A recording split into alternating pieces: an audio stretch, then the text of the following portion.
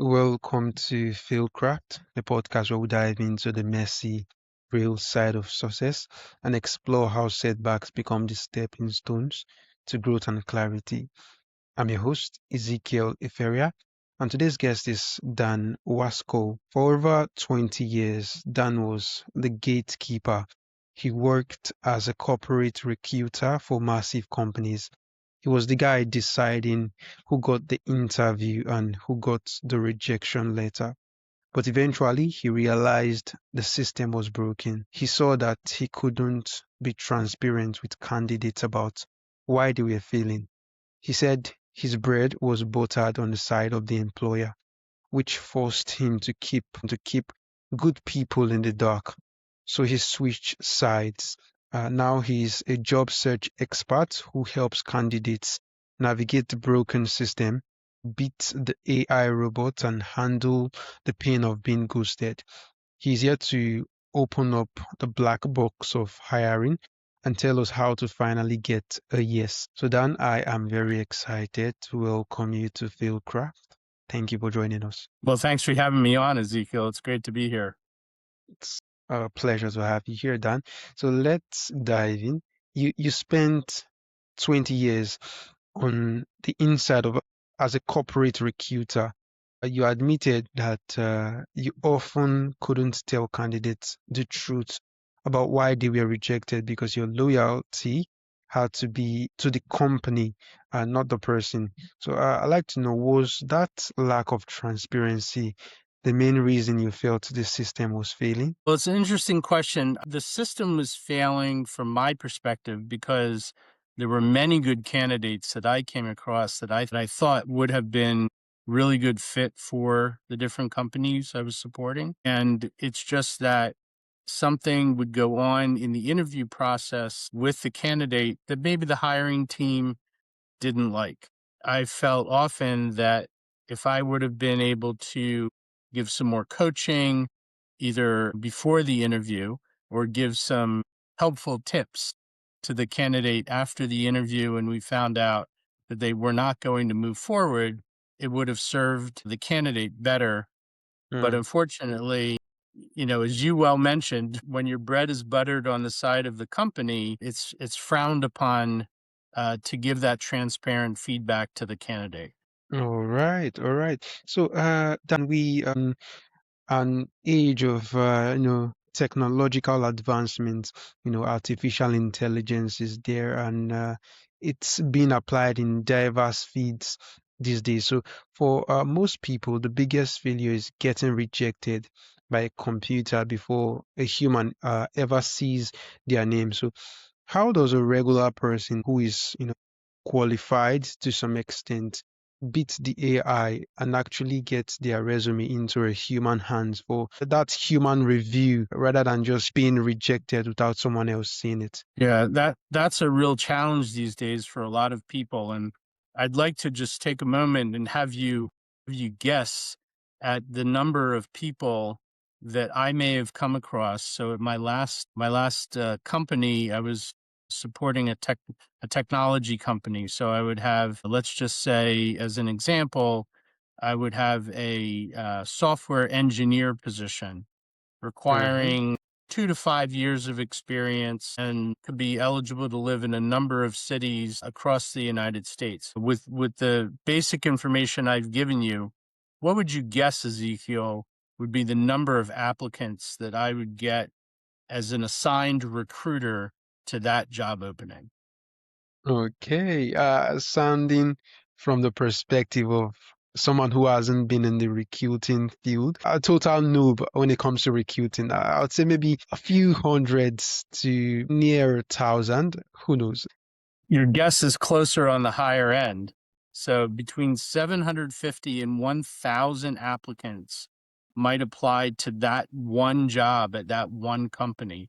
And as a recruiter, I may have 15 to 20 jobs that I'm working on with that similar kind of applicant flow. So there's no way that I can go through that number of resumes. So circling back to Yeah. your question, how does an applicant get their resume to the top of the pile, as you might say? So There's a few different ways. So one, and you touched on the AI and all the technology that's going on these days, pretty much everywhere, right? In our world, it's really important to have a benchmark resume of someone's background, but then also to create a targeted resume. I tell my job search coaching clients all the time, you have to have both a benchmark resume that has some breadth and some depth. But every time you apply for a position, there's often nuances to that job description that you couldn't really put in your resume that you would use everywhere because it may not apply everywhere. So, usually on a job description for a large company in the US, there's a section that some companies call requirements. Some companies call required skills. Some companies might call it basic qualifications. And it's really important for the applicant to make sure that their resume matches those description points. And usually there's anywhere from 3 to 7 bullet points that a company will put in that section. And what the company is really saying internally, these are the absolute requirements that I need to see in an applicant's resume for them to even be considered. Well, you could be the greatest software engineer in the area with those basic, criteria of 2 to 5 years of experience. But if you don't help out the recruiter or the recruiter's AI or the recruiter's technology by showing on your resume that you do have those skills, those requirements, then what's going to happen is either through an automated or a manual process, and unfortunately it's more automated these days, you will go to the bottom of the pile. Okay. So for a software engineer, it may be specific programming languages. For an accountant, it may be that the accounting applicant may have worked in both accounts receivable and accounts payable. And what I see often in too many situations is the applicant will assume that either the AI or a recruiter, human, will make those what I call intuitive leaps to realize that a candidate has that in their resume, whereas certainly AI is not there yet in most cases, if not all cases. And even a recruiter just does not have the time or the bandwidth to work on making those intuitive leaps. So you have to help out the recruiter or the AI that the recruiter is using. Okay, Dan. So, you talk about how people need to first have a benchmark and then a target, and how they have to tailor their resume to fit the description that the recruiters put.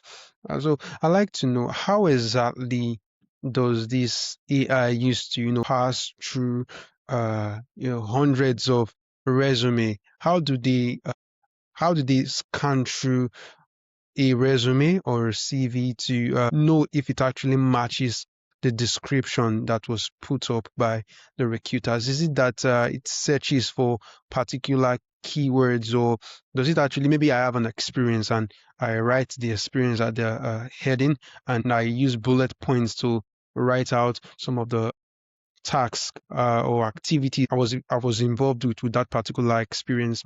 So does it read the entire bullet points, or does it just pass through it to look for keywords? So how exactly does it work? For quite a while, there have been capabilities within the technology to search out those keywords. More recently, with AI, it's become a little bit easier to program the AI to say, okay, we want to look for certain phrases or phrases that are near key attributes that we're really looking for. And then what happens is once the AI makes some kind of initial assessment, it will often give a score. So again, imagine our cohort of 750 applicants for one job. The AI or whatever technology is being used may use some kind of technology to give a score of saying, hey, these candidates are between a 90% to 100% match. And then they'll give another category of maybe 75 to 90%.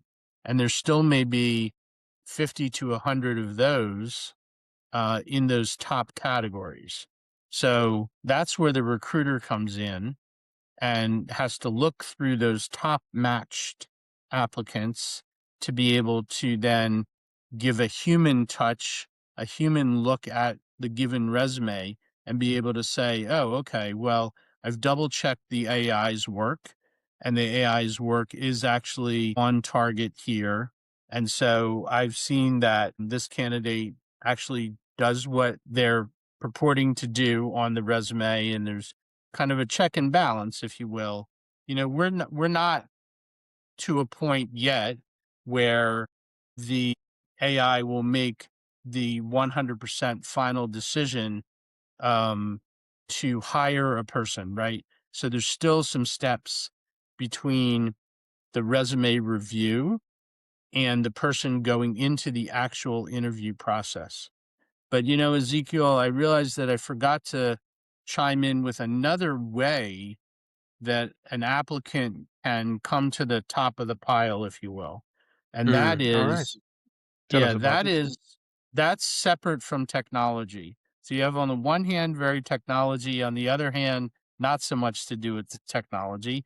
And that's to build networked relationships at Mm, given company that the applicant is really interested in so that they know the right kinds of key people who can advocate for the applicant getting to the top of that pile, even though their resume may not be scored very highly by the AI. So, again, there's a technology way to go about it, and then there's a more human, interpersonal, dynamic kind of way to go about it. mm. All right, Dan. That was a very insightful response indeed. So, many people don't apply for a job opening because they feel they only meet maybe 60% of the requirements. So, they already feel like they failed before they even start, so they don't apply at all. So, is that a mistake? What's your advice on that? Should we apply even if we aren't perfect on paper for that particular role? I'm going to give a qualified yes to that question. And what I mean by that is you shouldn't be dissuaded from or discouraged from applying to a position if there are if let's just say there are 10 bullet points in that required skills section, or again, some companies are going to call it basic qualifications just for easy math. That's for me. Let's say there are 10 of those bullet points. Mm-hmm. I suggest to clients that if they meet 7 or more of those required bullet points, that they go ahead and apply. Mm, This is not an exact science, but just from experience, from having been on that side, as you mentioned, for 20 years, it's worth your time, because we don't know as when someone's an applicant, they don't really know what the competition is like. And there are some intangibles that the AI may pick up, that a human may pick up, that will overcome that one seeming objection to the candidate not having all 10 out of 10. If someone meets 2 out of 10, it's, in my experience, really not worth their time in applying. And there is actually a factor of what I call diminishing returns. And I'd like to mm-hmm. talk about that for just a moment because it's really important in the applicant process. If you are interested in ABC company and you see roles posted there that you are not so qualified for, maybe you have a few qualifications and it's a fairly large company. If you apply too many times to that company to roles where you don't really fit, the um, the system where the applicants go into is called an applicant tracking system. And a lot of people may be familiar with that phrase because there's a lot of stuff being written these days about applicant tracking systems on the internet, or ATS, the acronym for applicant tracking systems. It's just a repository or a database, if you will, or contact management software, where people apply, and then the company has a repository of applicants, and those are on file for a long time. So if you're an applicant and you're interested in ABC company and you apply to 2 jobs a week there, where you're hoping to get a foot in the door, and maybe you get lucky and one of the recruiters will call you, the challenge for that is that on the back end, the recruiters are actually seeing this long list of jobs.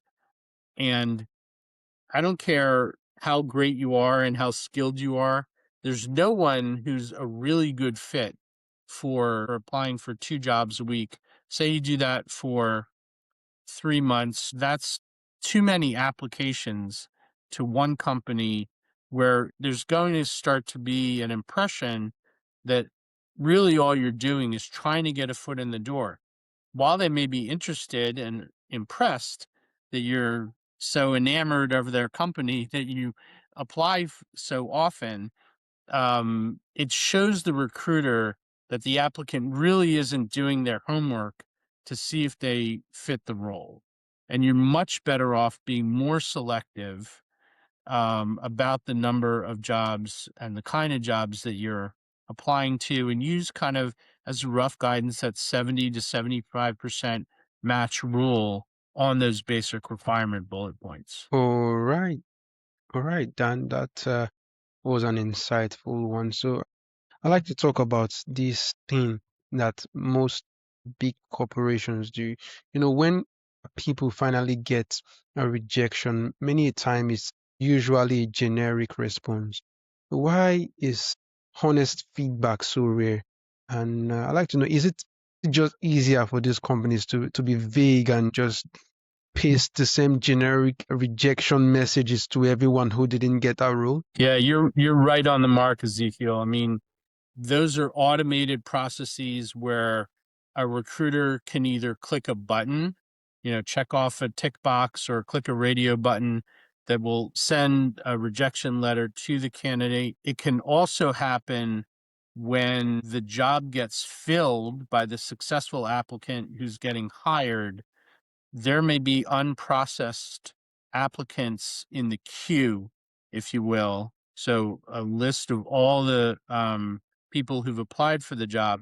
Let's just take some numbers again. Let's say for some reason only 100 people applied to a role, and 90 people just did not make that first cut, if you will. And the company interviewed 10 people for an initial HR or recruiter phone screen, and 5 of those people made it into the actual interview process with the hiring team.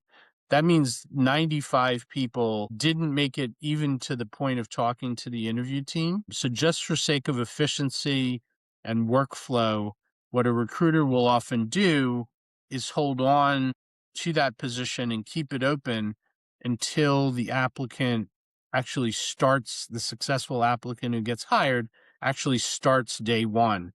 And then day two, what the recruiter can do is go into the job posting in their applicant tracking system software, click a couple of buttons, and it will send an email to the 99 applicants who didn't get the job. So yes, it's often a matter of workflow and just the way business has gone in the past few years. It's unlikely that the company will give any kind of personalized message. Now, the really good recruiters will take the time to at least call or email directly at least those 5 or 10 candidates that made it somehow or to some point in the interview process, and reach out with a personal message, something to the effect of, "Hey, thanks very much for interviewing. or for your interest in the software engineer position. We did decide to go with another candidate, but we'd be glad to keep you in mind for future positions. But again, think of it from the recruiter's point of view. That's nine emails or phone calls that the recruiter has to make. And recruiters often have multiple positions they're working on. And unfortunately, sometimes reaching out to the people in the no category falls by the wayside as they're trying to get more people into the yes category, if that makes sense. Yes, Dan, it does. It does make sense. So, for the listener who has sent over 50 resumes in the last month and hasn't heard a single thing and feels like giving up. So, what's the one thing they should change about their strategy to start making it? Yeah, I really think, and I talk to my private coaching clients about this all the time, it really comes back to building those personal connections with a professional network. These days, LinkedIn is kind of the gold standard for building that professional network. And if you, because you need a way to sort of bypass a couple of these steps and get to that top of the pile, even if you may not be the perfect match just by virtue of your resume. And there are also sometimes really good matches by virtue of your resume that may never get to the recruiter or get to the hiring team just because often the pace of business is so fast. But if you can reach out and establish personal connections with several key types of people at a company, if not for an immediate need, then a need in the future. Look, I tell my clients all the time, it's not like the world of business, at least in the US, which is the market that I'm familiar with, it's not like it was 20 years ago, 30 years ago, 40 years ago, where someone may go to work at a company right out of college and work there their entire career. So I look at networking and job searching as really a repetitive process that for whatever reason, and people may see good, bad, or indifferent, it has to be done multiple times in one's working career. So to build those connections with people are really key, because just imagine yourself in a situation where you come across a job posting on the internet, which is these days a lot of the way that people find out about jobs, right? You want to be able to reach out to that person on that you've already made a connection with in LinkedIn and reach out to them and say, hi, Sally, you and I connected a few weeks ago over LinkedIn. Notice that you're still working at ABC company. I actually just applied this morning to a software engineer position, and here's the position ID number. Here's a URL web link to the posting for your reference. I was wondering if you could get my resume in the hands of the hiring manager or perhaps the recruiter who's working on the search. Now, if you're trying to establish that connection right from the get go, that's not necessarily a terrible thing, but it's much more impactful if that's not the first time that you're reaching out to your connection. If you've already built that connection, maybe you've had a nice exchange over email or over LinkedIn. Maybe you've had a virtual Zoom call, a virtual coffee with them. Maybe you've done something really radical. And if you both live in the same city, maybe you've even met them in person. I mean, this is how things used to get done, not even, 10, 20, 30 years ago, not that long ago, really. You would meet people at networking events, you'd meet people at professional organizational events, right? And have a chance to connect with them. And often that's a really, really great strategy for getting your resume to the top of the pile, and, outpacing that 100, 500, 750,000 other applicants for that one job. It only takes one person at a company sometimes to advocate for you, on your behalf, to send a quick note to the hiring manager to send a quick note to the recruiter to say, hey, I met this great, great guy named Dan at, at a networking event last week, and he told me he applied for the software engineer job that we're hiring for. He'd be a great fit for our company. Please give him a look. All right, Dan. So, thank you very much for sharing that with us. So, lastly, for our listeners who want to learn more, connect with you, or book a strategy session with you, so where is the best place for them? Sure. I mean, the best thing to do is really go to my website, which is myjobsearchadvisor.com. Again, myjobsearchadvisor.com, all one word. And what I'd like to do, Ezekiel, is offer your listeners in the US a special offer that of 15% off of any of my one-on-one coaching packages. So if you sign up by the end of this month, February 27th or so, 2026, go to my website, myjobsearchadvisor.com, and go to book a call. Then when you schedule some time on my calendar, and there's a link in a green box button right there, mention the FailCraft podcast in your reservation note to get 15% off any of my one-on-one job search coaching packages. All right, thank you very much for that. Great. Dan, it's been a truly insightful conversation with you, and I am very excited to have you on the show today. Thank you for joining us. Well, thanks for having me on, Ezekiel. It was great talking with you, and appreciate your listeners taking in the conversation.